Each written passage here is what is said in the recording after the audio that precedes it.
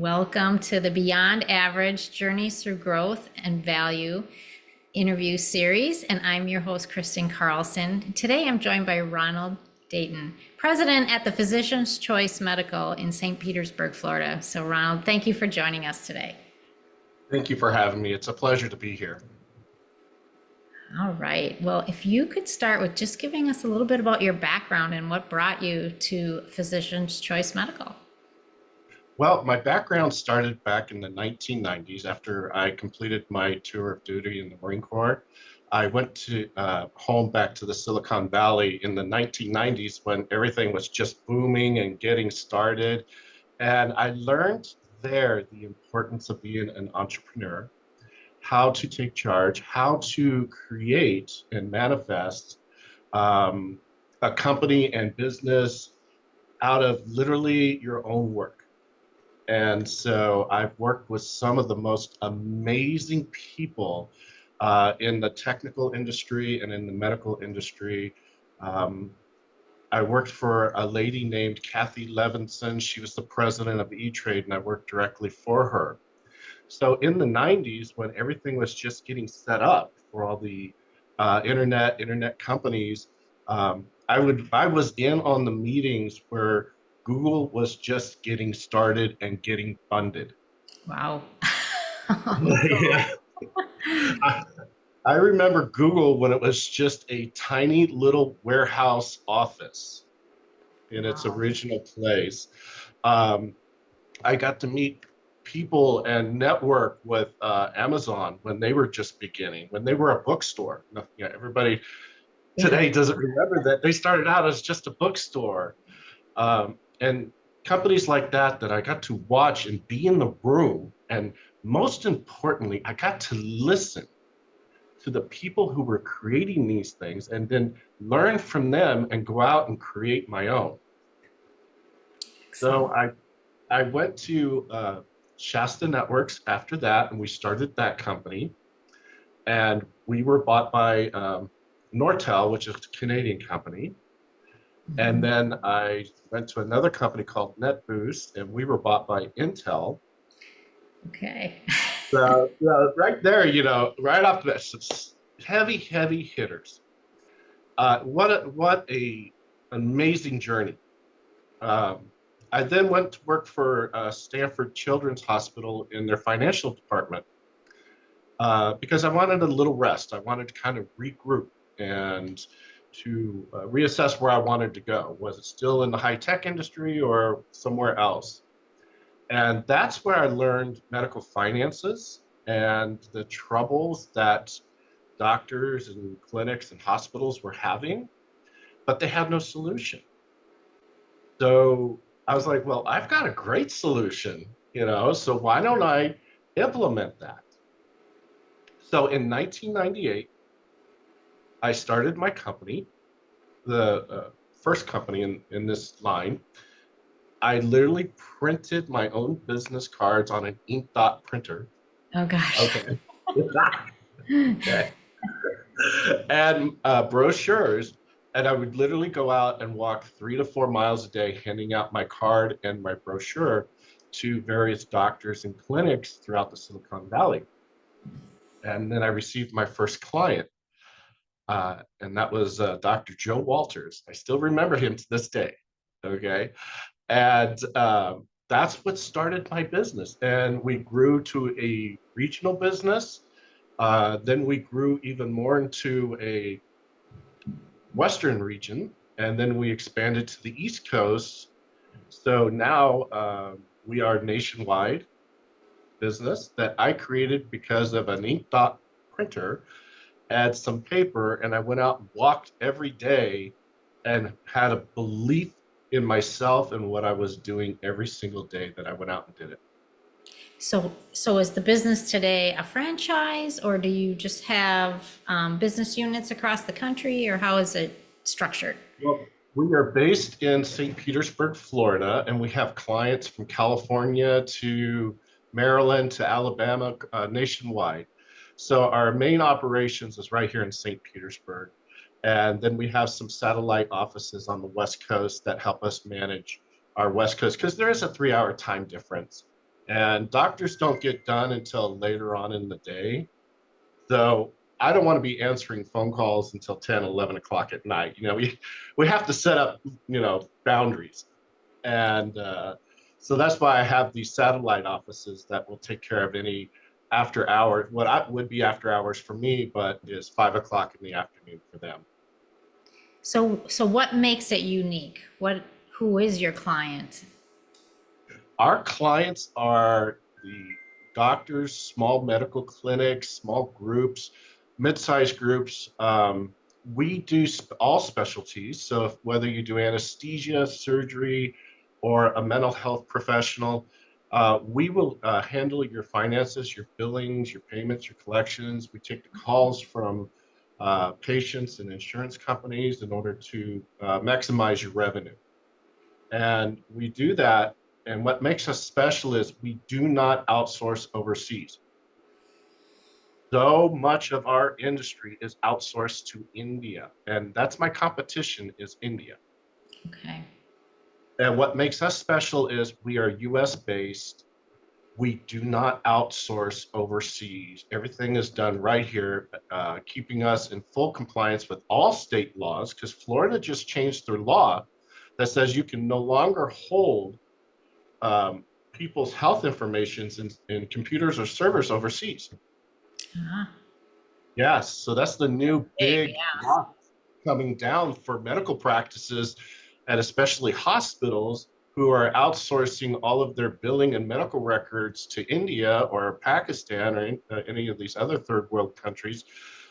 They're no longer going to be allowed to do it. So they need a US based company that has a solid history, solid background to support them. And that's what we provide. Awesome. And so you take that load off the doctors to worry about the insurance claims. I mean, you're going to go help with that. So that's the big, huge benefit to them to join you. It is a huge benefit because then they can use the extra space in their office to hire another doctor, another nurse practitioner. They can use it for service areas versus administrative areas. So, with the advent of the new practice management systems and EHRs that we've had, basically there's no difference than us being in the next room or the next building or in the next state. We're all connected now virtually, which makes it super easy to interact with everybody. It used to be a time when I would literally have to fly to various states to meet with clients so I could go over their books.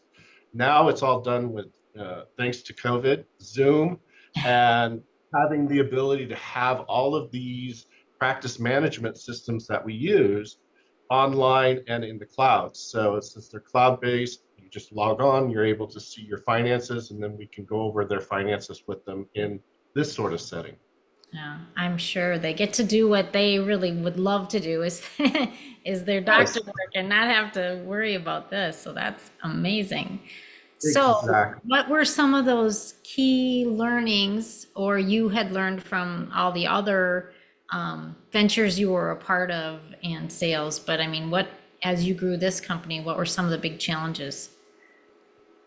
The biggest challenge in growing my company was at the time hiring quality people, hiring experience, because I was literally taking a brand new industry, something that nobody's ever heard of before, and creating it from scratch.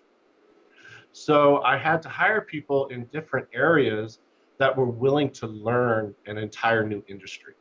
This was back in 1998. Now today, it's much easier to hire people they now have billing and coding schools. They now have certifications for billers and coders so that I'm not training every single person from scratch.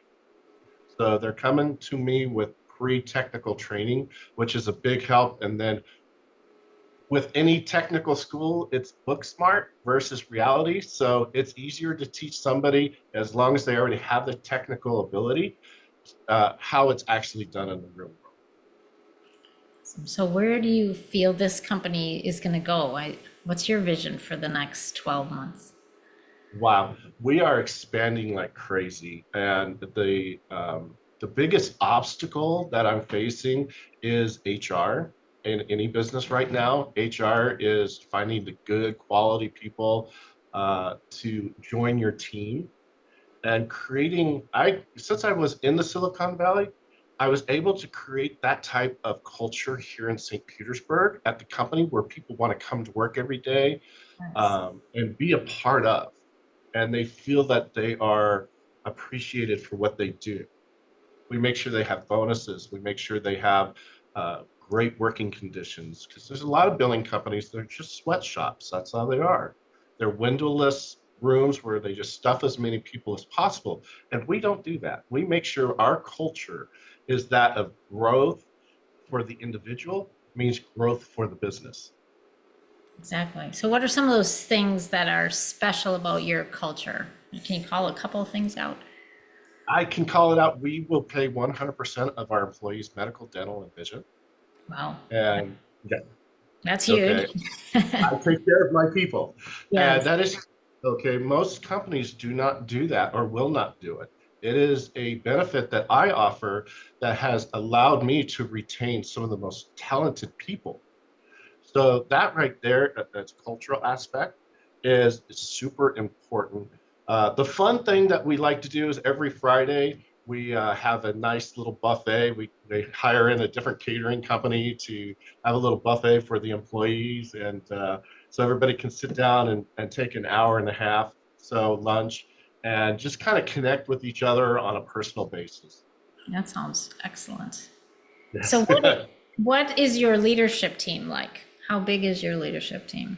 My leadership team, we have myself as president, we have our chief operations officer, I have my chief financial officer, and then we break it down into departments, whether they're credentialing department, consulting department, or billing department. So we have three different departments within the company, and each one is led by the department chief. And then we have our billers, credentialers, or consultants that we use to facilitate whatever's coming in.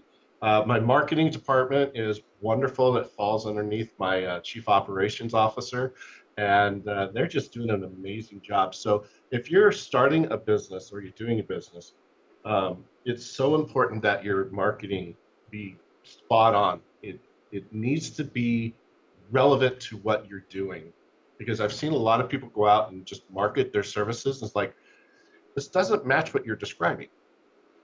So let's get, when I coach or counsel or help other people start their own business as well, because I feel it's important to give back. Yeah, thank you. So, and yes, thank you for your service too, in the Marine Yeah. Corps. Um, so is that learning from way back when you were in Silicon Valley with looking at Google and Amazon from a marketing perspective? I mean, was that something that you learned from those companies? Yes, I learned it actually from E-Trade itself when E-Trade was just a little baby company. Literally. So, and, and then watching the strategy sessions because E-Trade invested into those other companies. Okay, so they had a vested interest in being at the table, and Kathy Levinson, who was the president, was always at the table. So it was my pleasure to be with her as well and to hear the conversations and then to hear the after conversation. excellent. And you said you love to give back. I mean, what are some of the things you do to give back to the community and to others?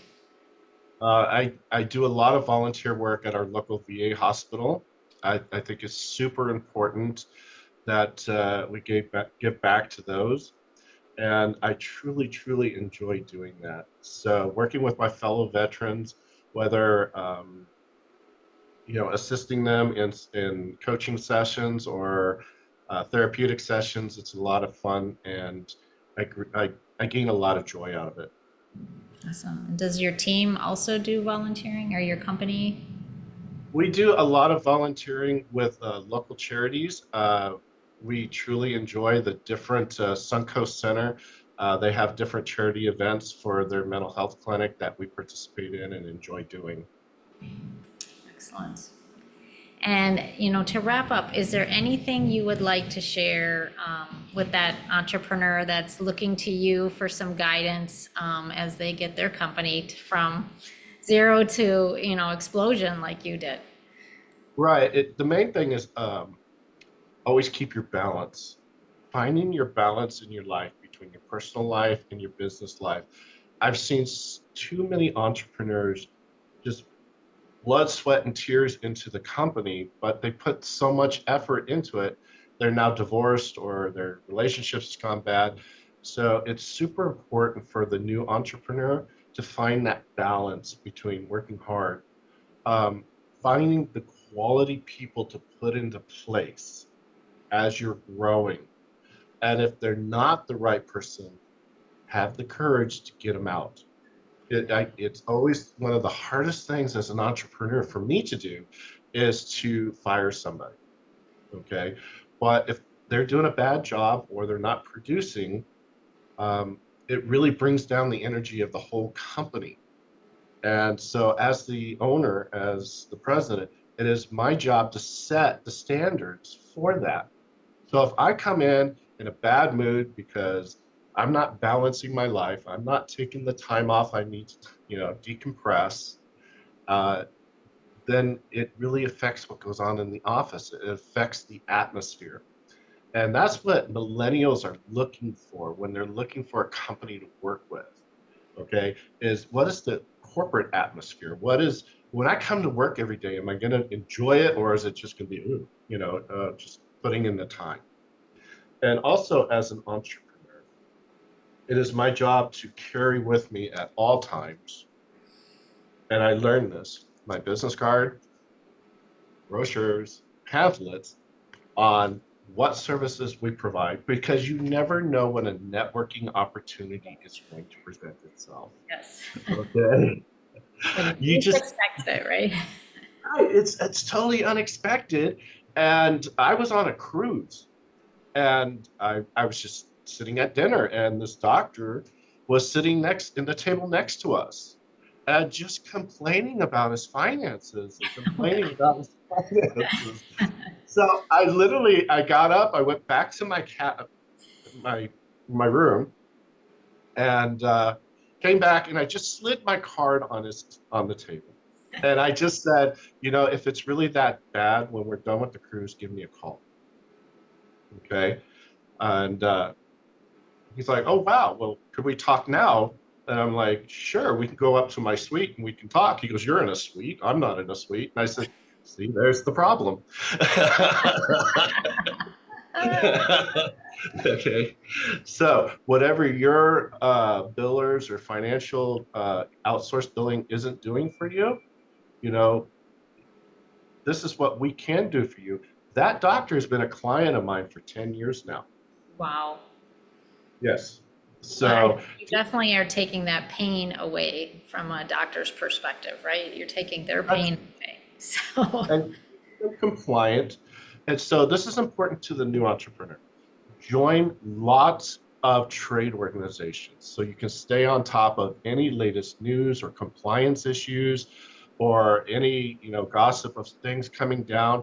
I belong to the American Medical Billing Association, the Healthcare Billing and Management Association, the Medical Group Management Association. I belong to three trade groups, and I go to the conferences and I listen to people that are in the trenches every day and what they are going through. Okay. And then I prepare. Also, they're going to prepare you for anything that comes down the next year mhm. so that I can be ready with my clients. And I can say, this is what's coming down. We need to prepare for it now.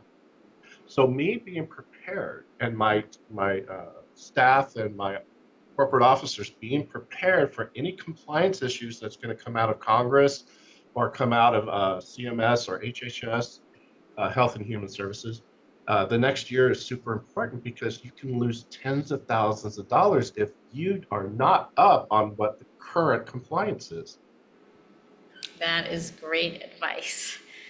Well, thank you for joining me today, Ronald, and sharing your company. And it sounds like you're going to have a fantastic year and you've built an excellent company. So, congratulations. Thank you, Kristen, for having me. And I really appreciate the time and I look forward to speaking to you again. Awesome. And everyone watching, I hope you'll watch us on our next episode.